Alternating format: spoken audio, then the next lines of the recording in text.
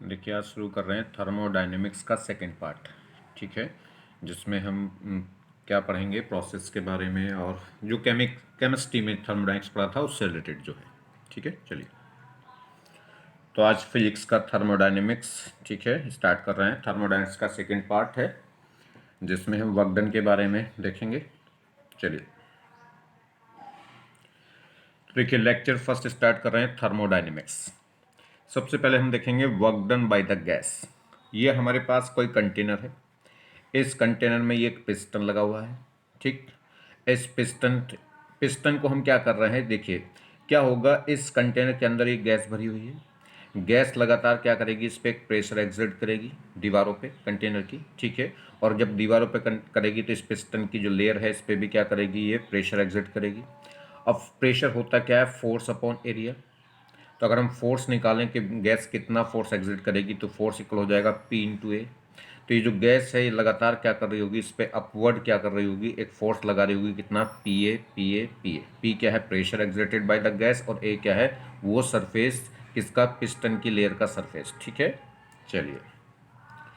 तो work done, अब हमने क्या करा, मान लीजिए इसको हमने क्या कर दिया है, इस पिस्टन को हल्का सा डिस्प्लेस कर दिया। पिस्टन ये फोर्स लगाएगा इस पे, तो ये पिस्टन यहाँ से यहाँ डिस्प्लेस हो गया, एक स्लाइटली डिस्प्लेसमेंट हो गया, कितना, dx। क्योंकि जैसे जैसे डिस्प्लेसमेंट होगा वैसे वैसे क्या होगा, प्रेशर एक्सर्टेड, वॉल्यूम चेंज होगा, वॉल्यूम चेंज होगा तो प्रेशर चेंज होगा। इसलिए हम क्या कर रहे हैं, इसको एक सेगमेंट हमने मान लिया कि dx डिस्प्लेस हुआ, तो इस छोटे से डिस्प्लेसमेंट में गैस ने कितना वर्क किया होगा इस पिस्टन के ऊपर। ठीक है, तो देखिए, तो वर्क डन होता क्या है, फोर्स इनटू डिस्प्लेसमेंट। फोर्स कितना एग्जर्ट करेगी गैस या पिस्टन, ठीक है, वो कितना होगा, P इंटू ए। देखिए, जितना ये क्या कर रही होगी, जितना गैस इस पर लगाएगी उतना पिस्टन लगा रहा होगा, बस अगर ये ऊपर जा रहा है तो स्लाइटली ग्रेटर होगा फोर्स किसका, गैस का, और अगर पिस्टन नीचे आ रहा है तो स्लाइटली ग्रेटर होगा फोर्स पिस्टन का किस पे, गैस पे। चलिए खैर, तो फिलहाल हम लेके क्या चलेंगे, पी ए। तो फोर्स वर्क डन होगा फोर्स इंटू डिस्प्लेसमेंट। फोर्स क्या है, P इंटू ए।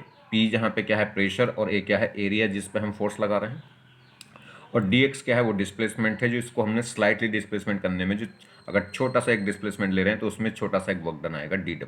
ठीक है, तो dw इक्वल हो गया फोर्स इंटू डिस्प्लेसमेंट। फोर्स हो गया pa और डिस्प्लेसमेंट हो गया dx। इसको जरा सोल्व करें। इस a को हम इनसाइड ले जाएं तो p into A D x. Area into thickness, area into thickness क्या हो जाएगा, वॉल्यूम।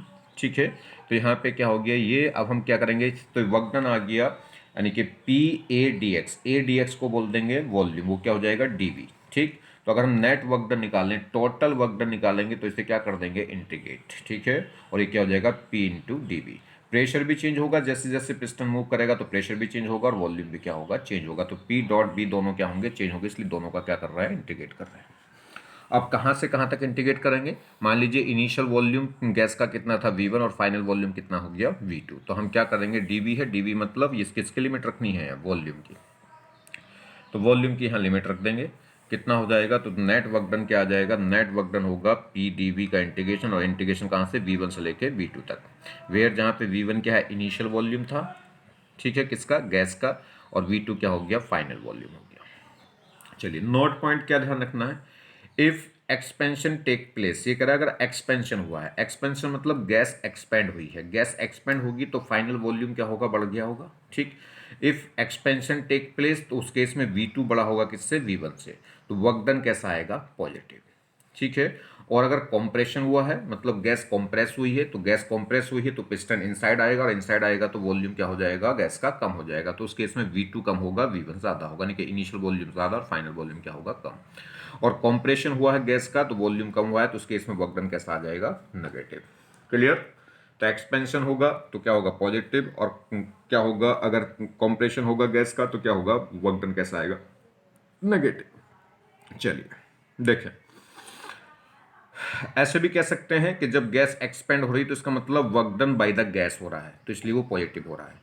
और गैस कॉम्प्रेस हो रही तो इसका मतलब पिस्टन क्या है, पिस्टन गैस पे वर्क कर रहा है, तो work done on the gas होगा, और ऑन द गैस होगा तो कैसा हो जाएगा, नेगेटिव। और अगर एक्सपेंड हो रही थी तो इसका मतलब गैस वर्क कर रही थी पिस्टन पे, तो उस केस में वो पॉजिटिव था, और पॉजिटिव है तो क्या कहलाता है, work done by the gas. तो work done by the gas कैसा होगा, पॉजिटिव, और work done on the gas कैसा हो जाएगा, नेगेटिव। देखिए एक प्रॉब्लम, ये कह रहा है if the pressure volume relation is given as, pressure और वॉल्यूम का जो रिलेशन है वो ये गिवन है, क्योंकि जैसे जैसे वॉल्यूम चेंज होगा वैसे वैसे प्रेशर भी चेंज होगा। तो प्रेशर वॉल्यूम के साथ में कैसे वेरी कर रहा है, P इज इक्वल टू है -3V+5। Then calculate the work done if the volume change from 1 meter cube to 2 meter cube. ठीक है, तो आपको वर्क डन बताना है अगर वॉल्यूम क्या हो जाए 1 मीटर क्यूब से बढ़ के कितना हो जाए 2 मीटर क्यूब। तो देखिए, तो वर्क डन होगा क्या, वर्क डन होगा P dV का इंटीग्रेशन। तो वर्क डन होता है P इंटू डी बी, और हमें नेट वर्क डन निकालना है तो इंटीग्रेट कर देंगे कहाँ से, V1 से लेके V2 तक। P की वैल्यू क्या है, अब यहाँ पे क्या करेंगे, P की वैल्यू उठाकर रख देंगे। तो P की वैल्यू रखने पर P की वैल्यू रखिए और वो लिमिट की वैल्यू रखिए वॉल्यूम की। V1 कितना था 1 मीटर क्यूब और V2 कितना था 2 मीटर क्यूब। तो दोनों चीज़ों की वैल्यू रख देंगे, P की भी और V की लिमिट। तो देखिए वर्क डन था P इंटू डी बी, हमने P की वैल्यू रख दी, वो कितनी थी -3B+5, और वॉल्यूम की लिमिट रख दी 1 से लेके 2। ठीक है, अब देखिए इसको इंटीग्रेट करिए, या तो आप पहले इसको अलग अलग कर लीजिएगा। तो dv के अंदर मल्टीप्लाई करेंगे तो -3v dv प्लस क्या होगा 5dv। ठीक, और लिमिट 1 से 2, 1 से 2। v dv का इंटीग्रेशन क्या होगा, v²/2, जो भी पावर है इसकी पावर फिलहाल b की कितनी थी यहाँ 1, तो जब इंटीग्रेशन करते हैं तो एक पावर ऐड हो जाएगी, और ऐड होकर जो भी पावर आएगी उससे क्या करते हैं डिवाइड, तो ये हो जाएगा v²/2 और लिमिट है 1 से 2। dv का इंटीग्रेशन क्या हो जाएगा v और लिमिट 1 से 2। रखिए अपर लिमिट, अपर लिमिट है तो v की जगह हम क्या रख देंगे 2, तो v का 2 का स्क्वायर/2 माइनस, अब क्या रखेंगे लोअर लिमिट, तो v की जगह क्या रख देंगे 1, तो 1 का स्क्वायर और बाई में क्या है 2। चलिए प्लस सेम कहानी यहाँ पे अपर लिमिट, एक बार तो v की जगह क्या रख देंगे 2 और माइनस करके क्या रखेंगे लोअर लिमिट। लोअर लिमिट थी कितनी 1। यहाँ से सोल्व करें तो ये कितना हो गया, 2 से 2 डिवाइड होगा कितना आएगा 2, और माइनस ये क्या है 1²/2, ये भी कितना हो गया 1/2, प्लस यहाँ 5 इंटू ये होगा 2 - 1 कितना बचेगा 1, ये 2 - 1/2 कितना बचेगा 3/2, और 3/2 से क्या हो जाएगा, तो देखिए 2 - 1/2 तो ये कितना बचेगा 1.5 बचेगा, यानी कि कितना आएगा 3/2। ठीक है, और ये माइनस का 3 है तो क्या होगा माइनस का 9/2 प्लस 5, इसे सोल्व करेंगे, ये माइनस का था प्लस का सोल्व करेंगे तो कितना आ गया हाफ आ गया, हाफ जूल। ठीक है, सोल्व तो कर ही लेंगे। तो वर्क डन कितना आ गया हाफ जूल आ गया, और कैसा आ रहा है प्लस का है, तो इसका मतलब work done by the gas, और बाय द गैस है भी क्योंकि वॉल्यूम एक्सपेंड हुआ है 1 मीटर क्यूब से कितना हो गया 2 मीटर क्यूब। तो वॉल्यूम इंक्रीज हो रहा है तो गैस एक्सपेंड हो रही है, और गैस एक्सपेंड हो रही है तो वर्क डन कैसा आएगा पॉजिटिव।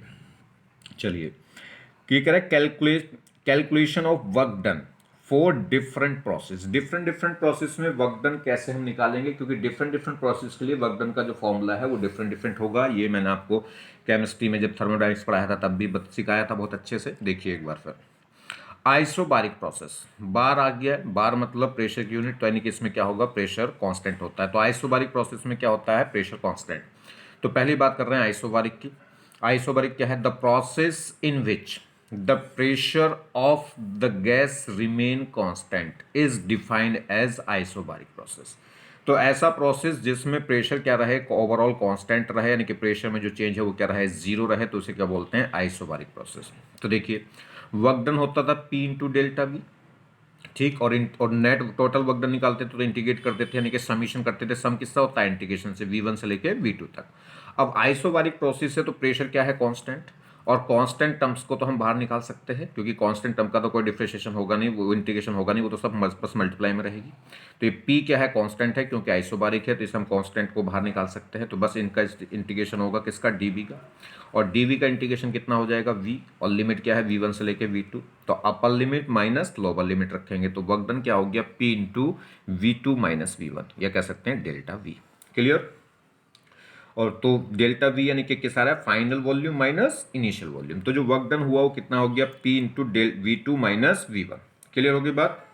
चलिए अब हम बात करेंगे, देखिए केमिस्ट्री वहां पे हमने जो पढ़ा था उसमें क्या है ये एक्सटर्नल प्रेशर था, और उसमें क्या ले रहे थे हम माइनस, केमिस्ट्री में जब ले रहे थे। तो यहाँ साइन थोड़े से उल्टे होते हैं, बताएंगे वो थोड़ा सा। तो वर्क डन हो गया P इंटू V2 - V1। बात करिए आइसोथर्मल प्रोसेस की, तो ध्यान रखिए ये वर्क डन किस केस में हो गया, ये किस केस में हो गया आइसोबारिक में, कि जब प्रेशर क्या है कांस्टेंट तब ये फॉर्मूला होगा वर्क डन का। अब बात करते हैं आइसोथर्मल प्रोसेस। आइसोथर्मल प्रोसेस मतलब जिसमें टेम्परेचर क्या रहे कांस्टेंट, यानी कि डेल्टा T क्या रहे जीरो। The process in which temperature of the gas remain constant is defined as isothermal process. तो देखिए वर्क डन का जनरल फॉर्मूला था क्या, पी डी वी, और इंटीग्रेट कर रहे थे V1 से लेकर V2 तक। पी की वैल्यू रखो, क्योंकि हमें पी की वैल्यू क्यों रखनी, क्योंकि मुझे क्या है, मैं आइसोथर्मल प्रोसेस की बात कर रहा हूँ। आइसोथर्मल प्रोसेस का मतलब जिसमें टेम्परेचर कांस्टेंट, तो मैं वो टर्म्स लेके आऊंगा जहां जो टर्म्स क्या है, कांस्टेंट है। तो मुझे यहाँ कहीं भी टी नहीं दे रखा और मैं आइसोथर्मल की बात कर रहा हूँ, तो टी लेके आएंगे। तो टी कैसे लेके आएंगे, पी की वैल्यू चेंज करेंगे। पी की वैल्यू कैसे चेंज कर देंगे, ये गैस के लिए हम लगा रहे हैं, और गैस की जनरल इक्वेशन क्या होती है, P B is equal to NRT. तो वहां से पी की वैल्यू हम किसकी फॉर्म में ले आएंगे, एनआरटी की फॉर्म में। ठीक है, क्लियर। चलिए, तो देखिए ये क्या है, P V is equal to N R T होता है, तो यहां से मुझे पी की वैल्यू निकाल लूंगा। तो पी की वैल्यू क्या होगी, वी अपॉन में चला जाएगा N R T upon B. तो रखिए, तो वर्क डन क्या था, पी इंटू डी वी, और पी की जगह मैं क्या रख लूंगा, N R T upon B. ठीक, अब ये एन तो अमाउंट ऑफ गैस तो क्या होता है, फिक्स, तो एन सेम, आर कांस्टेंट, और टेम्परेचर हमने कांस्टेंट मान रखा है क्योंकि आइसोथर्मल प्रोसेस है। तो एन भी कांस्टेंट हो गया, आर भी कांस्टेंट हो गया, और टी भी कांस्टेंट हो गया आइसोथर्मल प्रोसेस के लिए। तो बस क्या बचा, वी और डी बी। तो ये तो जो कांस्टेंट टर्म्स है उसे तो बाहर निकाल लेंगे, उसका तो इंटीग्रेशन होगा नहीं, एन आर टी। तो सिर्फ क्या बचा, ये 1/v/dv। 1/x का इंटीग्रेशन क्या होता है, log x। तो ऐसे ही 1/b का इंटीग्रेशन क्या हो जाएगा, log b। Upper limit minus lower limit, तो एक बार क्या लिख देंगे, log v2 माइनस क्या हो जाएगा, log v1। log a minus log b को क्या लिख सकते हैं, log a upon b। Clear होगी बात। तो यहां से जो वर्क डन आ गया आइसोथर्मल प्रोसेस के लिए, वो हो गया N R T log V two upon V one. मगर ये लॉग किस पे है, ई बेस पे। अगर इसे 10 बेस पे लेकर आएंगे तो किसकी मल्टीप्लाई होगी, जब ई बेस को लॉग ई बेस को 10 बेस पे बदलते हैं तो किसकी मल्टीप्लाई कर देते हैं, 2.303 की। तो यहाँ पे जो वर्क डन हो गया 2.303 N R T log 10 base पे है ये, और V two upon V one. जब ई बेस पे होता है लॉग तो आई एन लिख देते हैं, और जब ई बेस पे होता है तो क्या लिखते हैं उसे, लॉग। ठीक है, मतलब इसमें एल एन लिख देंगे और ये लॉग लिख देंगे, सिंपल। अब देखिए कभी कभी क्या है, वॉल्यूम ना देके प्रेशर दे देता है। जब वॉल्यूम चेंज होगा तो प्रेशर भी चेंज होगा।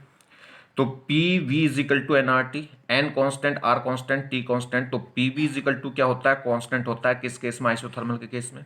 तो पी और बी क्या रहेगा, कॉन्स्टेंट रहेगा। देखिए यहाँ देखिए, P V is equal to N R T, N constant, R constant, और आइसोथर्मल में टेम्परेचर कॉन्स्टेंट। तो इसका मतलब P V is equal to क्या हो गया, कॉन्स्टेंट। या कह सकते हैं पी इनवर्सली प्रोपोर्शनल हो गया किसके, वी के। तो P1 अपॉन V1 इक्वल होगा V2 अपॉन V1। तो अगर हमें क्या कभी कभी वॉल्यूम की जगह प्रेशर दे दे तो V2 अपॉन V1 की जगह क्या रख देंगे, रिवर्स रख देंगे। तो प्रेशर अगर वॉल्यूम की जगह प्रेशर रखोगे तो क्या हो जाएगा, वो P1 अपॉन P2। अगर यहाँ V2 अपॉन V1 है तो वहाँ क्या प्रेशर की टर्म्स में क्या हो जाएगा, P1 अपॉन P2। चलिए बात करें पॉलीट्रॉपिक प्रोसेस। पॉलीट्रॉपिक प्रोसेस जैसे एडियाबेटिक प्रोसेस होते हैं। ठीक है, चलिए तो वर्क डन होता क्या है, वर्क डन होता है P इंटू डी बी, और इसकी पावर लिमिट क्या है, जब हम टोटल वर्क डन निकालेंगे तो लिमिट V1 से लेकर V2 तक रखेंगे। मगर पॉलीट्रॉपिक प्रोसेस में एक इक्वेशन होती क्या है, पी वी की पावर, कोई भी पावर होगी। अगर एडियाबेटिक प्रोसेस की बात करें तो पी वी की पावर क्या होती है, गामा। फिलहाल हमने एक जनरल इक्वेशन लेके चली जिसकी पावर हमने क्या ले लिया, एम। तो यहाँ पे पी वी की पावर एम इजिकल टू क्या रहता है, कांस्टेंट रहता है। तो इसमें अगर हम प्रेशर निकालें तो प्रेशर क्या हो जाएगा, के अपॉन वी की पावर एम। तो यहाँ प्रेशर की वैल्यू हम हटा के क्या रख लेंगे, इस फॉर्म में रख लेंगे।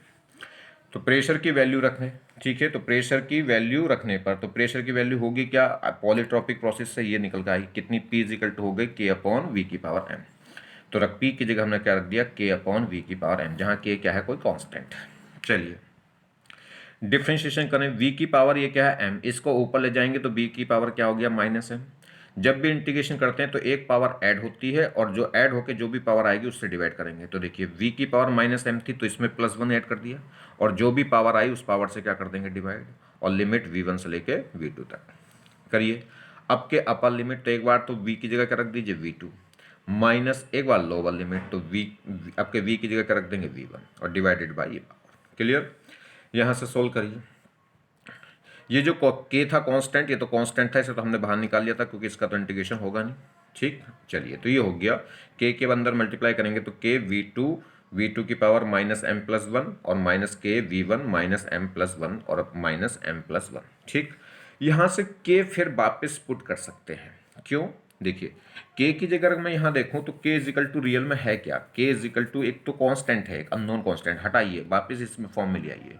तो के की जगह मैं क्या रख सकता हूँ, पी वी की पावर एम रख सकता हूँ कि नहीं रख सकता, तो बस रखिए जगह। तो देखिए पी वी की पावर एम इजिकल टू क्या था के, मतलब पी वी की पावर एम क्या था, ये कांस्टेंट था। तो मैं क्या लिख सकता हूँ, पी वन वी वन की पावर एम इजिकल टू होगा पी टू वी टू की पावर एम इजिकल टू के। ठीक, चलिए, तो मैं के की जगह क्या रख सकता हूँ, पी वन वी वन की पावर एम रख सकता हूँ, के की जगह क्या लिख सकता हूँ, पी टू वी टू की पावर एम रख सकता हूँ। चलिए, तो अगर मेरे पास ये वी टू है तो यहाँ था के और वी टू की power minus M plus one, तो अगर वी टू है तो यहाँ पे क्या रख देंगे, के की वैल्यू टू की टर्म्स में रख देंगे, पी टू वी टू की पावर एम माइनस, ये था के वी वन की पावर, यहाँ वी वन है तो यहाँ के की जो वैल्यू है वो वन की फॉर्म में रख देंगे, पी वन वी वन की पावर एम। सोल्व करिए, यहाँ वी टू की पावर एम है और यहाँ वी टू की power minus M plus one है, तो जब सोल्व करेंगे तो एम से एम कट जाएगा, प्लस एम से माइनस एम कैंसिल होकर क्या बचेगा, बस वन पावर बचेगी। सेम कहानी यहाँ वी वन की पावर एम है और वहाँ वी वन की पावर माइनस एम है, तो plus M minus M cut जाएगा, ये प्लस वन बचेगी। क्लियर, तो हो गया P two V two minus P one V one, और अपॉन में क्या है, माइनस एम प्लस वन। इसको अगर मैं माइनस कॉमन लूँ तो ये हो जाएगा प्लस का, ये हो जाएगा माइनस का, और ये माइनस ऊपर जाके क्या कर देगा, इसको उल्टा कर देगा। पी वन देखिए, यहाँ से मैं माइनस कॉमन ले लूँ, माइनस कॉमन ले लूँ तो ये हो जाएगा प्लस का, ये हो जाएगा माइनस का, तो ये हो जाएगा एम माइनस वन। अब ये जो माइनस कॉमन लिया वो ऊपर जाएगा तो इसको माइनस का कर देगा, उसको प्लस का कर देगा, तो क्या हो जाएगा, P one V one minus P two V two upon क्या हो जाएगा, एम माइनस वन। तो ये ध्यान रखना है। तो ये वर्क डन हो गया किस केस के लिए, पॉली पॉलीट्रॉपिक प्रोसेस के लिए। पॉलीट्रॉपिक प्रोसेस जैसे एडियाबेटिक प्रोसेस होता है, एडियाबेटिक प्रोसेस में एम की जगह होता क्या है, गामा। ठीक है, तो यहाँ एम की जगह क्या रख लेंगे, गामा। तो एडियाबेटिक प्रोसेस के लिए वर्क डन क्या हो गया, P one V one minus P two V two upon gamma minus one. चलिए, अभी और चेंज कर सकते हैं। गैस के लिए P V is equal to होता है एन आर टी, अब P one V one is equal to होगा N R T one, P two V two is equal to होगा एन आर टी टू, क्योंकि N R R तो constant है। तो P one V one की जगह मैं क्या लिख सकता हूँ, एन आर टी वन रख सकता हूँ, पी टू वी टू की जगह क्या लिख सकता हूँ, एन आर टी टू लिख सकता हूँ। रखिए जरा, तो देखिए P one V one minus P two V two upon M minus one था, तो पी वन वी वन की जगह रख दिया एन आर टी वन और पी टू वी टू की जगह रख दिया N R T two. Clear, upon में क्या हो गया, एम माइनस वन। तो बस एक इक्वेशन यहाँ से आ गई, एन आर क्या हो गया, कॉमन यहाँ। तो देखिए वर्क डन क्या हो गया, N R T one minus T two upon M minus one. तो एक फॉर्मूला ये भी हो गया किसके लिए, प्रोटिक यानी कि पॉलीट्रॉपिक प्रोसेस के लिए, कह सकते हैं एडियाबेटिक प्रोसेस के लिए। ठीक है, अगर एडियाबेटिक प्रोसेस होगा तो एम की जगह क्या हो जाएगा, गामा। तो ध्यान रखिए दो फॉर्मूले बन गए, एक तो हो गया P one V one minus P two V two upon M minus one, और एक हो गया पी वी को लिख सकते हैं एन आर टी के फॉर्म में, तो हो जाएगा N R T one minus T two upon M minus one. बात करें आइसोकोरिक, तो ये इंपॉर्टेंट फॉर्मूले है, ध्यान रखना। आइसोकोरिक प्रोसेस की अगर हम बात करें तो आइसोकोरिक प्रोसेस में क्या होता है, वॉल्यूम कांस्टेंट होता है। The process in which the volume of the gas remain constant is defined as isochoric process। तो ऐसा प्रोसेस जिसमें वॉल्यूम क्या रहे कांस्टेंट, ये वो क्या कहलाएगा, आइसोकोरिक, या कह सकते हैं जिसमें डेल्टा वी क्या हो, जीरो। अच्छा, वॉल्यूम कांस्टेंट कब रहता है, जब क्लोज कंटेनर हो जाए। ठीक है, जैसे किसी भी बर्तन का, जैसे कुकर है उसका हमने क्या कर दिया, ढक्कन बंद कर दिया है टाइट, तो अब उसका वॉल्यूम क्या हो जाएगा, फिक्स हो जाएगा। तो जहां कहीं भी लिख दे क्लोज कंटेनर, तो क्लोज कंटेनर का मतलब है कि वॉल्यूम क्या हो गया, फिक्स्ड हो गया। ठीक है, चलिए, तो क्लोज कंटेनर कब होता है, पहचान कैसे होगी आइसोकोरिक प्रोसेस की, जब वो लिख दे क्लोज प्रोसेस, तो वो क्लोज कंटेनर। तो क्लोज कंटेनर में वॉल्यूम क्या हो गया, कांस्टेंट, या कह सकते हैं डेल्टा डीबी, डीबी क्या हो गया, जीरो, यानी कि वॉल्यूम में जो चेंज है वो क्या हो गया, जीरो। अब वर्क डन होता क्या है, P इंटू डी वी। अब डी वी क्या है, वॉल्यूम में चेंज, और वॉल्यूम में चेंज आइसोकोरिक प्रोसेस के लिए क्या है, जीरो। जब ये टर्म्स जीरो हो जाएगी तो पूरी टर्म्स जीरो हो गई, और जीरो हो गई तो वर्क डन क्या रहेगा, जीरो। इसलिए आइसोकोरिक प्रोसेस में यानी कि क्लोज कंटेनर में हमेशा वर्क डन क्या रहता है, जीरो। तो जब भी क्लोज वर्क डन लिख दे या आइसोकोरिक प्रोसेस लिख दे तो इसका मतलब क्या, क्लोज कंटेनर लिख दे या आइसोकोरिक प्रोसेस लिख दे तो उसमें वर्क डन क्या रहेगा, हमेशा जीरो, क्योंकि वॉल्यूम में चेंज क्या होता है, जीरो। समझ गए बात को, जब वॉल्यूम में चेंज जीरो हो रहा है तो इसका मतलब ना तो गैस एक्सपेंड हो रही ना कॉन्ट्रैक्ट हो रही, गैस ना एक्सपेंड हो रही ना कॉन्ट्रैक्ट हो रही, इसका मतलब कोई वर्क हो ही नहीं रहा है। गोल्डन की पॉइंट्स, आइसोबारिक के लिए वर्क डन क्या हो गया था, आइसोबारिक के प्रोसेस के लिए वर्क डन था पी, यानी कि वर्क डन क्या था, P into delta V, P into delta V. Delta V किससे निकला था, फाइनल माइनस इनिशियल से। आइसोबारिक में प्रेशर क्या होता है, कांस्टेंट, तो पी कांस्टेंट रहेगा, वॉल्यूम चेंज होगा, क्या होगा, तो पी वर्क डन होगा पी इंटू वी, तो पी इंटू डेल्टा वी, और डेल्टा वी क्या हो गया, V two minus V one. बात करें आइसोथर्मल, आइसोथर्मल प्रोसेस में जो फॉर्मूला आ गया था वो क्या था, 2.303 NRT log V two upon V one. अगर प्रेशर की टर्म्स में है तो क्या लिखेंगे P1/P2, क्योंकि प्रेशर वॉल्यूम के क्या होता है, इन्वर्सली प्रोपोर्शनल। ध्यान दे रहे हैं केमिस्ट्री में जब हमने पढ़ा था तो यहाँ सब जगह माइनस थे, इसमें क्या है, ये प्लस साइन है, तो यहाँ फिजिक्स में साइन बदल जाते हैं, बस और कुछ नहीं ध्यान रखना। पॉलीट्रॉपिक, पॉलीट्रॉपिक मतलब एडियाबैटिक वाली प्रोसेस, तो उसमें वक्डन का क्या फॉर्मूला आ गया था, P1V1 माइनस P2V2 अपॉन क्या था, क्योंकि पॉलीप्रोटिक में P भी चेंज होगा और V भी चेंज होगा, P और B दोनों चेंज हो रहे हैं, तो किस लिए क्या लिखा था, तो हम क्या लिखते हैं, change in P delta V। ठीक है, तो P1V1 माइनस P2V2, चेंज किसका है, P का नहीं, V का नहीं, P और B का चेंज, तो इसलिए क्या लिखेंगे, P1V1 माइनस P2V2 अपॉन क्या है, M-1। या क्या लिख सकते थे, PV इजिकल टू होता है nRT, तो nR तो कांस्टेंट रहेगा, अगर प्रेशर P1 है, वॉल्यूम V1 है, तो टेम्परेचर क्या होगा T1, तो nR ले लेंगे कॉमन, तो वो होता है nRT1 minus nRT2, nR common ले लेंगे तो क्या हो जाएगा, nRT1 minus T2 upon M1 minus M2, वो M-1। चलिए आइसोकोरिक की बात करें, आइसोकोरिक में वर्क डन क्या रहता है, जीरो, क्यों, क्योंकि आइसोकोरिक प्रोसेस में क्या होगा, वॉल्यूम क्या रहेगा, कांस्टेंट, और जब वॉल्यूम में कोई चेंज नहीं होगा, चेंज इन वॉल्यूम क्या रहेगा, जीरो, तो इसका मतलब नो एक्सपेंशन नो कॉन्ट्रैक्शन, तो इसलिए वर्क डन क्या रहेगा, जीरो, ना तो गैस एक्सपेंड होगी ना कॉन्ट्रैक्ट होगी। तो सभी को याद करें, ठीक है, ये चारों फॉर्मूले आप ध्यान रखिए। चलिए कुछ और कॉन्सेप्ट सीखते हैं। ये कह रहा है कॉन्सेप्चुअल पॉइंट कुछ, ठीक है, क्या कॉन्सेप्चुअल पॉइंट है, देखिए जरा, ये कह रहा है area under the curve, area area under the PV curve on volume axis give the work done by the gases. ये कह रहा है पीबी कर्व का जो अंडर कर्व एरिया है, पी और बी कर्व है, उस कर्व का जो अंडर कर्व एरिया है वो क्या बताएगा, वर्क डन बताएगा। ये बात अभी आधी है। पीबी कर्व का जो अंडर कर्व एरिया है किसके एक्सिस के अबाउट, वी वॉल्यूम एक्सिस के अबाउट। देखो ये जो ग्राफ खींचा है इसका एरिया इधर से भी तो आ सकता है, पी के अबाउट, ये तो किसके एक्सिस के अबाउट निकालना है, वी एक्सिस के अबाउट। तो ये इंपॉर्टेंट बात है, बुकों में ये बातें अक्सर छोड़ देते हैं लोग बात, ठीक है।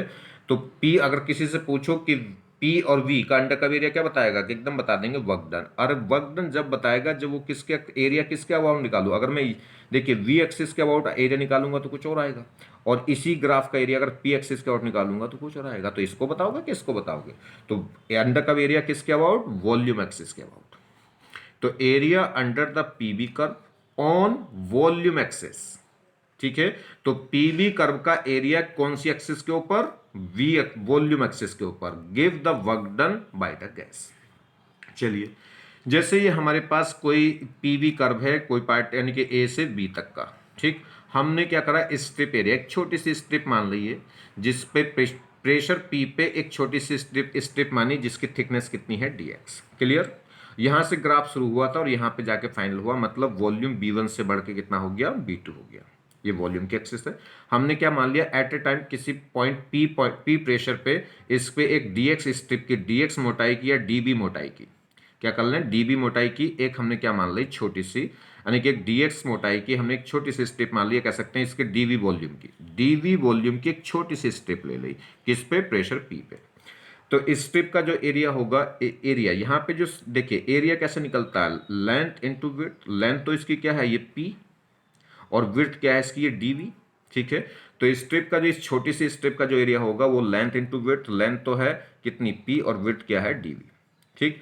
टोटल एरिया निकालूं तो वो यहां से लेके v1 से लेके v2 तक इंटीग्रेट करना पड़ेगा, ठीक है। तो टोटल अगर मैं एरिया निकालूंगा तो इससे समीशन कर देंगे, समीशन मतलब इंटीग्रेशन कर देंगे, कहां से, b1 से लेके b2 तक, जहां तक ये ग्राफ वेरी कर रहा है, तो b1 से लेके v2 तक। और ये पूरी टर्म्स क्या कहलाती है, ये पूरी, ये क्या है, टोटल एरिया है इस कर्व का, और यही क्या कहलाता है, work done by the gas, ठीक है।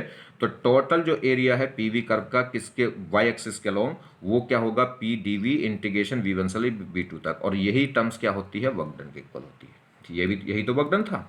तो एरिया अंडर कर्व पीवी का, तो जो एरिया है वो किसके इक्वल हो जाएगा, वर्क डन के इक्वल होगा। तो बस ध्यान रखना है कि जो पीबी कर्व का अंडर कर्व एरिया है वॉल्यूम एक्सिस के ऊपर, वो क्या देगा, वर्क डन देगा, work done by the gas. Pressure volume curve का जो एरिया है, तो प्रेशर वॉल्यूम कर्व का एरिया हमेशा वर्क डन के बराबर होता है। तो प्रेशर वॉल्यूम का जो कर्व है, इस कर्व का जो अंडर कर्व एरिया है किसके किसके एक्सिस के ऊपर, वॉल्यूम एक्सिस के ऊपर, वो हमेशा किसके इक्वल होता है, वर्क डन के बराबर होता है। देखिए अब बात करें साइक्लिक प्रोसेस की। साइक्लिक प्रोसेस क्या है, जब कोई आदमी जैसे अपने घर से निकला सुबह और वो दफ्तर गया, ठीक है, तो जहाँ तहाँ से गया और वापस बहुत सारा रास्ता ट्रेवल करके दफ्तर जाके फिर दफ्तर से वापस आके अब शाम को अपने घर आ गया, तो ये प्रोसेस क्या हो गया उसका, ये प्रोसेस क्या हो गया, साइक्लिक प्रोसेस हो गया। ऐसा कोई भी प्रोसेस जिसमें फाइनल और इनिशियल स्टेट सिस्टम की क्या हो जाए, सेम हो जाए। स्टेट सेम मतलब टेम्परेचर प्रेशर वॉल्यूम क्या हो जाए, सेम, यानी कि जिस टेम्परेचर प्रेशर वॉल्यूम से चला था फाइनली उसी टेम्परेचर उसी प्रेशर उसी वॉल्यूम पर आ जाए घूम फिर के, तो वो कहलाता है साइक्लिक प्रोसेस। तो साइक्लिक प्रोसेस क्या है, जिसमें चेंज इन स्टेट क्या हो, जीरो हो। If the initial and final state of the thermodynamic system are same, then process is called cyclic process। जैसे कोई आदमी ए पॉइंट से, ये पी और बी का ग्राफ है, तो यहाँ इस ए पॉइंट पे प्रेशर होगा P1 होगा V1 होगा, P1 B1 T1।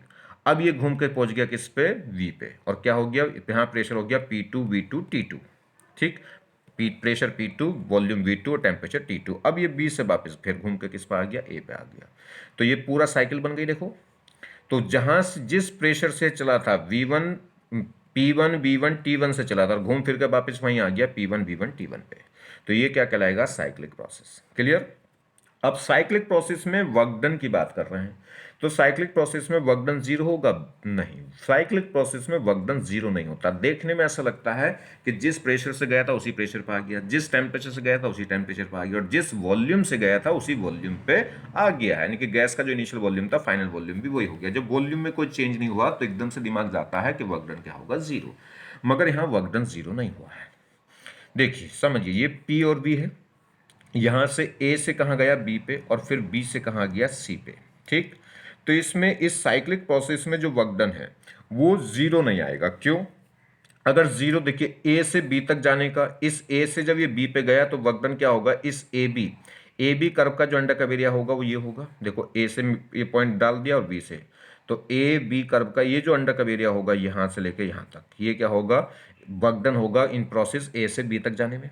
और जब बी से ए तक आया होगा तो इसका ये कर्व यहाँ है, तो इसका अंडर कर्व एरिया ये होगा, और ये एरिया कम है क्योंकि ए बी ए कर्व नीचे है और ए बी कर्व ऊपर है। क्लियर। तो ए बी कर्व में वर्क डन ज्यादा है और बी ए कर्व में वर्क डन क्या है, बी ए कर्व का अंडर कर्व एरिया कम है और ए बी का अंडर कर्व एरिया ज्यादा है। तो इसका जब दोनों का सम करेंगे तो नेट सम वो जीरो नहीं आएगा। अगर ये प्लस का है, प्लस का क्यों होगा, देखिए इसमें वॉल्यूम क्या हो रहा है, बढ़ रहा है, देखिए इधर से इधर जा रहा है। तो ए बी के केस में तो वॉल्यूम एक्सपेंड हो रहा है, कि गैस क्या हो रही है, एक्सपेंड हो रही है, तो ये तो वर्क डन आएगा प्लस का। और जब बी से ए में आएगा तो वॉल्यूम क्या हो रहा है, डिक्रीज, देखिए वापस पीछे आ रहा है, वॉल्यूम डिक्रीज हो रहा है, तो इसका मतलब कॉम्प्रेशन हो रहा है, कॉम्प्रेशन हो रहा है तो वर्क डन होगा नेगेटिव। तो इसमें तो होगा प्लस का, इसमें होगा माइनस का। और दोनों में वर्क डन, एक में प्लस का एक में माइनस का है तो कंफर्म हो गई, मगर दोनों में इक्वल नहीं होगा। जब ए से बी पे जाएंगे तो under curve area A B curve का ये है, और जब बी से ए आएंगे तो एरिया नीचे, कर्व नीचे आ गया तो अंडर कर्व एरिया इसका क्या होगा, कम होगा, ठीक है। तो ये एरिया कम है, तो इसलिए क्या होगा, तो वर्क डन इसमें क्या होगा, तो कितना वर्क डन होगा, इस एरिया में से माइनस कर देंगे ये इतना एरिया, तो कितना एरिया बचेगा, ये सर्किल वाला, ये क्लोज लूप के अंदर का जो एरिया है वो वर्क डन के इक्वल रह जाएगा, नेट वर्क डन के इक्वल, ठीक है।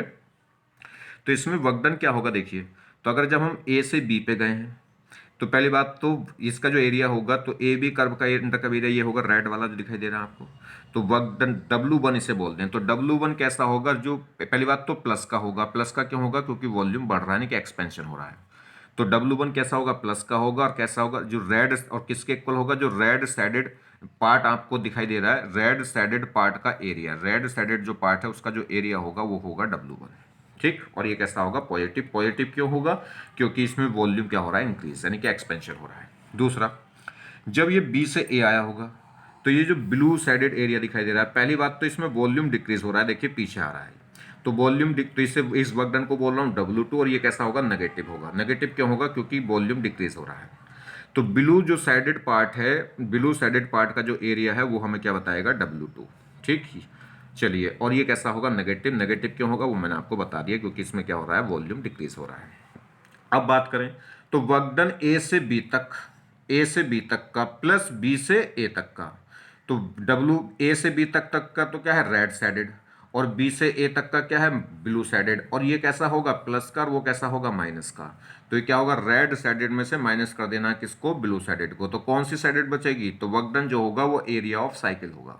देखिए, तो ये जो साइकिल, तो हम रेड वाले में से माइनस कर देंगे इस ब्लू वाले को, तो क्या बचेगा, ये साइकिल का जो एरिया है, यही क्या कहलाएगा, साइक्लिक प्रोसेस में। क्लियर। तो ध्यान रखना, साइक्लिक प्रोसेस में वर्क डन जीरो नहीं होगा, और ये कैसा होता है, वो एरिया ऑफ साइकिल। तो जो वर्क डन है साइक्लिक प्रोसेस में वो किसके इक्वल होगा, एरिया ऑफ साइकिल के। जो साइकिल बना है उस साइकिल के अंदर का जो एरिया है उसके इक्वल होगा work done in cyclic process. Clear. एक बात और सीखिए, इसमें जो नेट वर्क डन आया वो इस साइकिल का जो एरिया है उसके इक्वल आया। और ये कैसा आया, प्लस का, क्योंकि ए बी में प्लस का था और बी ए में क्या था, माइनस का, और ए बी का बड़ा मैग्नीट्यूड था और बी ए का छोटा मैग्नीट्यूड था, तो इसलिए ओवरऑल कैसा आया, प्लस का। एक इंपॉर्टेंट बात देखिए, ये रियल में जो साइकिल बनी है ये कैसी बनी है, एंटी क्लॉकवाइज।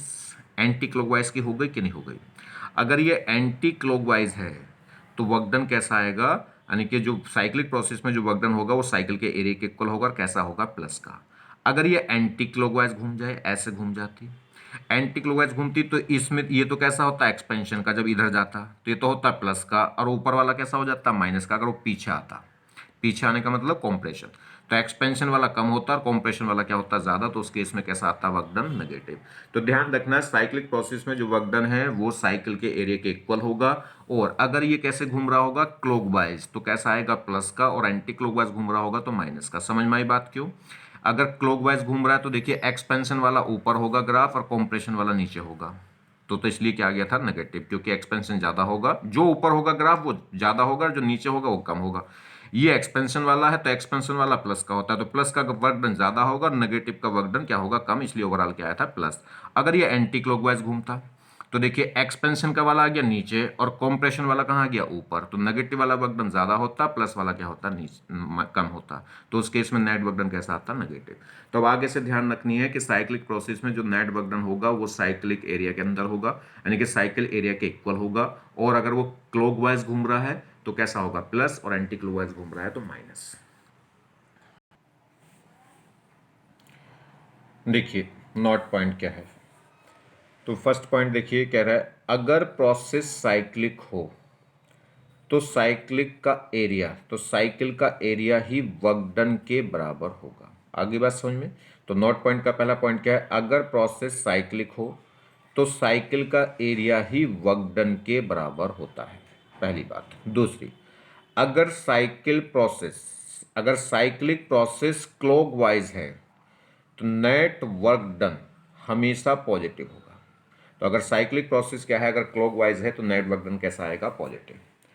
अगर साइक्लिक प्रोसेस एंटी क्लॉकवाइज है, अगर साइक्लिक प्रोसेस क्या है, एंटी क्लॉकवाइज है, तो नेट वर्क डन हमेशा नेगेटिव होगा। आगे बात चलिए, जैसे calculate the work done by the gas in the following cyclic process. वो कह रहा है कैलकुलेट करना है work done by the gas in the following cyclic process. ये एक साइक्लिक प्रोसेस है, ये पीवी कर्व है। इसमें एक साइक्लिक प्रोसेस शुरू हुआ, मान लीजिए ए से गया बी पे, बी से गया सी पे, सी से गया डी पे, और डी से आया ए पे। चलिए, तो इस साइक्लिक प्रोसेस में जो साइकिल का जो एरिया है वही क्या होता है, नेट वर्क डन होता है। तो इस साइकिल का एरिया क्या है, रेक्टेंगुलर बनता दिखाई दे रहा है। तो इसका एरिया कैसे निकलेगा, रेक्टेंगुलर का लेंथ इंटू विड्थ। लेंथ तो ये बताएगी, तो ये क्या है, फाइनल इनिशियल वॉल्यूम क्या था, वी नॉट, और फाइनल वॉल्यूम क्या हो गया, 2v0। तो ये लेंथ कितनी हो गई, 2v0 माइनस वी नॉट, कितनी आ गई, वी नॉट। और ये विड्थ कितनी होगी, तो फाइनल प्रेशर कितना था, 2p0, और इनिशियल प्रेशर कितना था, p0। तो इन दोनों का डिफरेंस क्या होगा, 2p0 माइनस p0, कितना आ जाएगा, p0। ठीक है। तो इस केस में जब हमें वर्क डन निकालना है तो वर्क डन क्या होगा, जो साइकिल का जो एरिया है वही क्या होगा, वर्क डन होगा। और साइकिल का एरिया ये रेक्टेंगुलर है तो रेक्टेंगुलर का एरिया निकलेगा लंबाई इंटू चौड़ाई से, निकल लेंथ इंटू विड्थ से। लेंथ हो गई, कितनी हो गई, ये देखिए 2v माइनस वी, और विड्थ चौड़ाई कितनी हो जाएगी, 2p0 माइनस p0। तो एक यहाँ से कितना आ गया, v0, और यहाँ से कितना आ गया, यहाँ से आ गया v0, और यहाँ से आ गया p0। तो कितना हो गया, p0 v0। वर्क डन कैसा आ गया, p0 v0, और कैसा आएगा, प्लस का। प्लस का क्यों, क्योंकि कैसे घूम रहा है, ये क्लॉकवाइज घूम रहा है, और क्लॉकवाइज देखिए ए से बी पे, बी से सी पे, सी से डी पे, जब क्लॉकवाइज घूम रहा है तो वर्क डन कैसा होगा? पॉजिटिव। सेम कहानी, सेम कहानी इसमें हो गई। इसमें बस अंतर क्या है, देखिए वही है, ए से शुरू हुआ, ये क्या है, ए से किस पे गया? बी पे, बी से सी पे, सी से डी पे, डी से ए पे। अब क्या कैसा घूम गया? Anti clockwise. एंटी क्लॉकवाइज घूम रहा है तो माइनस होगा, और कितना होगा? जो भी अंडर कर्व एरिया होगा। इस केस में भी अंडर कर्व एरिया कितना आएगा? देखिए वी नोट से टू वी नोट, तो लेंथ कितनी हो गई? V naught. और ये भी कितनी, देखिए पी नोट से टू पी नोट, तो ये लेंथ भी, ये विड्थ भी कितनी हो जाएगी? P naught. तो इसमें भी जो वर्क डन होगा वो इसका एरिया आ गया अंडर साइकिल का एरिया, और साइकिल का एरिया होगा लंबाई इंटू चौड़ाई, ये कह सकते हैं लेंथ इंटू विड्थ। और लेंथ कितनी है? एक पी नोट है और एक वी नोट है, मगर माइनस का होगा क्योंकि कैसा घूम रहा है? Anti clockwise. क्लियर? तो तीनों बातों को देखना है। क्या? देखिए, तो देखो फर्स्ट क्या है? प्रोसेस, प्रोसेस साइक्लिक है। अगर प्रोसेस क्या हुआ? साइक्लिक, तो साइकिल का एरिया क्या होगा? Work done. पहली बात तो ये देखनी है। और अब दूसरी बात क्या देखो? क्लॉकवाइज है, अगर जो साइकिल है वो अगर क्लॉकवाइज है तो वर्क डन कैसा होगा? पॉजिटिव। और अगर जो साइकिल है वो एंटी क्लॉकवाइज है तो वर्क डन कैसा होगा? नेगेटिव। क्लियर होगी बात? तो जब भी वर्क डन का केस करेंगे, क्वेश्चन करेंगे ग्राफ में, तो तीनों बातें देख लेनी है कि प्रोसेस साइक्लिक है कि नहीं। और साइक्लिक है तो जो एरिया होगा, जो वर्क डन होगा, वो साइकिल एरिया के इक्वल होगा। उसके बाद चेक करेंगे कि जो साइकिल है वो क्लॉकवाइज है कि एंटी क्लॉकवाइज। अगर क्लॉकवाइज है तो प्लस, और एंटी क्लॉकवाइज है तो माइनस वर्क डन। एक जनरल ग्राफिकल इक्वेशन है, ठीक है। जनरल जो ग्राफ की इक्वेशन होती है, y equal to mx plus C, ये कह रहा है एक प्रेशर है और ये टेम्परेचर। किसका ग्राफ दे रखा है? प्रेशर में और टेम्परेचर में दे रखा, ना कि वॉल्यूम में। तो ये प्रेशर है और ये टेम्परेचर है, और ग्राफ कैसे है? यहाँ से फर्स्ट पॉइंट से स्टार्ट होकर किस तक गया? सेकंड पॉइंट तक। तो अगर मैं इसको बढ़ाऊँ तो कहीं इधर से आता दिखाई दे रहा होगा। तो इसको वाई एक्सिस को किस पे कट कर रहा है? इस पॉइंट पे। तो ये तो क्या हो गया? इंटरसेप्ट। और ये क्या होगा? इसका स्लोप होगा कांस्टेंट, क्योंकि स्ट्रेट लाइन है। चलिए, तो क्वेश्चन पूछ रहा है कि बताइए V1, मतलब इस पॉइंट पे जो वॉल्यूम है और इस पॉइंट पे जो वॉल्यूम है, यानी कि इस पे पॉइंट पे वॉल्यूम V1 का हूँ गैस का, और इस सेकंड पॉइंट पे वॉल्यूम V2 का हूँ, तो V1 और V2 का कंपेरिजन करिए, कौन सा ऑप्शन सही होगा। ठीक है, फर्स्ट और सेकंड पॉइंट पे गैस का जो वॉल्यूम है उसको कंपेयर करना है। चलिए, पहली बात तो स्लोप कांस्टेंट है क्योंकि स्ट्रेट लाइन है, और प्लस का है कि माइनस का। तो ये जो ग्राफ है देखिए एक्स एक्सिस से, अगर मैं इसको पीछे बढ़ाऊं तो ये जो एंगल है थीटा, ये 90 से छोटा बन रहा है, और 90 से छोटा बन रहा है तो, और कैसा बन रहा है? Anti clockwise. एंटी क्लॉकवाइज में 90 से छोटा है, तो इसका मतलब स्लोप कैसा होगा? पॉजिटिव का होगा। इंटरसेप्ट यानी कि वाई एक्सिस को जहां भी कट करेगा ग्राफ, तो वो क्या कहलाएगा? इंटरसेप्ट। तो सी भी कैसा होगा? प्लस का। और स्लोप की इक्वेशन होती क्या है? y is equal to m x plus c होती है कि नहीं होती है? ठीक है, जहां पे y तो क्या होती है? Perpendicular quantity. तो परपेंडिकुलर क्वांटिटी y तो कौन हो गया इसमें? p। और x क्या होती है? Horizontal quantity. तो हॉरिजॉन्टल क्वांटिटी यहाँ कौन हो गया? t। ठीक है, और c क्या होता है? इंटरसेप्ट होता है। चलिए, तो रखिए जरा, तो बनाइए इस इक्वेशन को, इसमें बनाइए इस ग्राफ में। तो इसका y तो कौन है? p है, ठीक, और इसका x कौन है? t है। अब स्लोप मुझे पता नहीं और इंटरसेप्ट भी मुझे पता नहीं। इतना पता है कि हाँ स्लोप कैसा है? प्लस का है, और इंटरसेप्ट भी प्लस का है। तो मैं स्लोप थोड़ी देर के लिए क्या मान लूँ? ए, और कैसा है वो? प्लस का। और इंटरसेप्ट क्या मान लूँ थोड़ी देर के लिए? वी, और वो भी कैसा है? प्लस का। तो इसलिए स्लोप भी प्लस का रख लिया ए, और इंटरसेप्ट यानी कि सी की वैल्यू क्या रख ली मैंने? प्लस बी मान ली। तो ए और बी यहाँ क्या है? एक पॉजिटिव कांस्टेंट है जो मैंने अपनी तरफ से मान लिए। तो ए और बी मन से माने गए कांस्टेंट हो गए। चलिए, तो आप देखें इस इक्वेशन को बढ़ाएं तो P इजिकल टू क्या हो गया? P इजिकल टू हो गया AT प्लस V हो गया। तो P की वैल्यू रखो इसमें। अब P की वैल्यू किससे रखेंगे? गैस से। PV equal to NRT। PV equal to क्या होगा? NRT। तो यहाँ से P की वैल्यू रखिए। P की वैल्यू क्या हो जाएगी? V को अपॉन में ले आएंगे तो NRT अपॉन B।